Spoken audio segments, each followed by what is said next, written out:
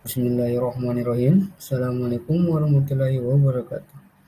Saya Hairul Rizal Mahdar dengan NIM 2002 1050 2001. Fakultas Teknik, Prodi Teknik Komputer, jurusan Teknik Informatika dan Komputer, Universitas Negeri Makassar. Di sini saya akan membahas tentang analisis desain sistem informasi, yaitu UML. Adapun pokok pembahasan yaitu definisi Universe Modeling Language atau biasa disebut dengan UML, tujuan Universe Modeling Language, jenis-jenis Universe Modeling Language, notasi Universe Modeling Language. Adapun tujuan pokok pembahasan yaitu mengetahui tentang UML secara mendasar, seperti definisi, tujuan, jenis-jenis, dan juga notasi dalam Universe Modeling Language. Kemudian pendahuluan. UML merupakan gabungan dari metode Booch dan Ramus dan Jacob, tetapi UML ini akan mencakup lebih luas daripada OOA dan B. Pada pertengahan pengembangan UML dilakukan standarisasi proses dengan OMG atau Object Management Group, dengan harapan UML akan menjadi bahasa standar permodelan pada masa yang akan datang. UML disebut sebagai bahasa permodelan, bukan metode. Kebanyakan metode terdiri dari paling sedikit prinsip bahasa permodelan dan proses. Bahasa permodelan, yaitu sebagai besar grafik, merupakan notasi dari metode yang digunakan untuk mendesain secara cepat. Bahasa permodelan merupakan bagian terpenting dari metode. Ini merupakan bagian kunci tertentu untuk komunikasi jika Anda ingin mendiskusikan tentang desain dengan seseorang. Maka yang Anda hanya akan membutuhkan bahasa permodelan, bukan proses yang digunakan untuk mendapatkan desain UML. UML merupakan bahasa standar untuk penulis blueprint software yang digunakan untuk visualisasi, spesifikasi, pembentukan, dan pendokumentasian alat-alat dari sistem perangkat lunak.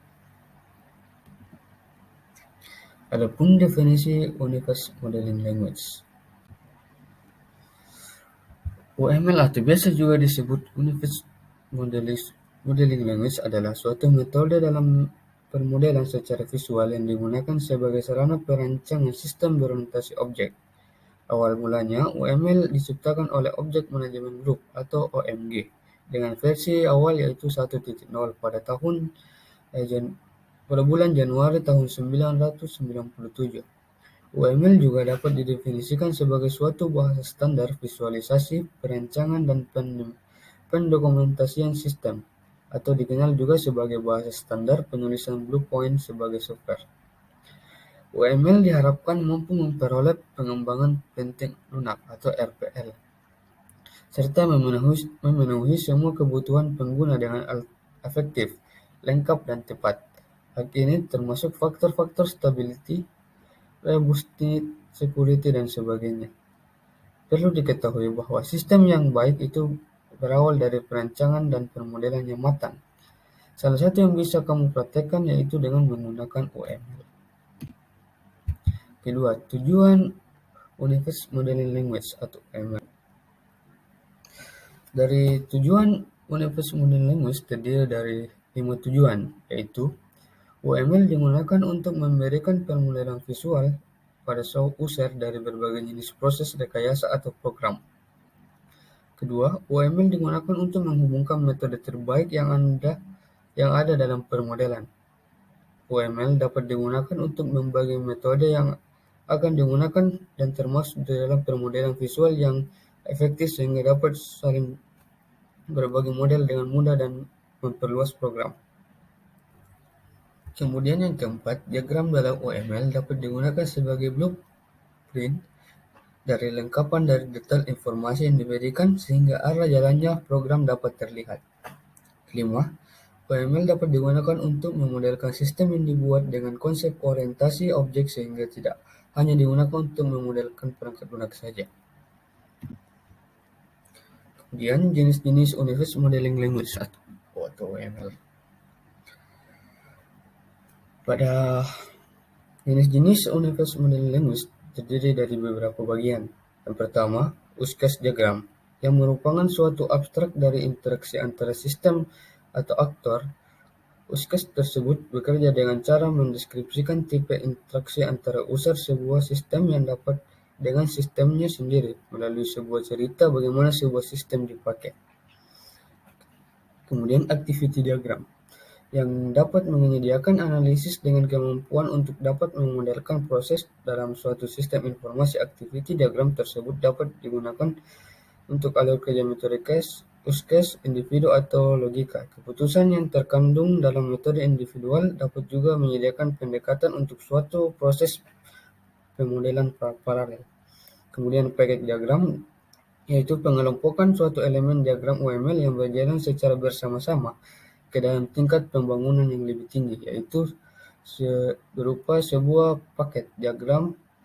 Diagram paket pada dasarnya merupakan diagram kelas yang hanya menampilkan paket di samping yang kelas dan terdapat hubungan ketergantungan di samping hubungan khas yang ditampilkan pada diagram kelas. Kemudian stage diagram. State diagram menggambarkan suatu urutan keadaan yang dilalui objek atau suatu kelas dikarenakan suatu kejadian atau penyebab suatu perpindahan aktivitas atau stage. Sequence diagram yaitu menjelaskan untuk interaksi objek yang disusun berdasarkan urutan waktu secara sesingkatnya merupakan gambaran tahap demi tahap yang seharusnya dilakukan untuk dapat menghasilkan sesuatu yang sesuai dengan use case diagram. Kemudian kelas diagram. Kelas merupakan pendeskripsian kelompok objek-objek yang dengan properti, perilaku atau operasi dan relasi yang sama sehingga adanya kelas diagram dapat memberikan pandangan global atau sebuah sistem. Sebuah sistem biasanya mempunyai beberapa kelas diagram. Kelas diagram ini bersifat statis. Kemudian komunikasi diagram.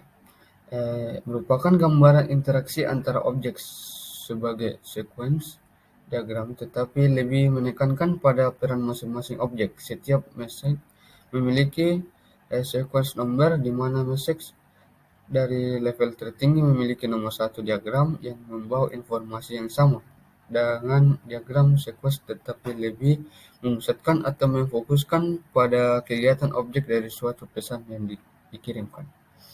Kemudian Compass Structure Diagram merupakan diagram yang menunjukkan struktur internal classifier yang termasuk poin interaksi dengan ke bagian yang lain dari sistem. Hal ini dapat menunjukkan konfigurasi dan hubungan bagian yang bersama-sama melakukan perilaku classifier.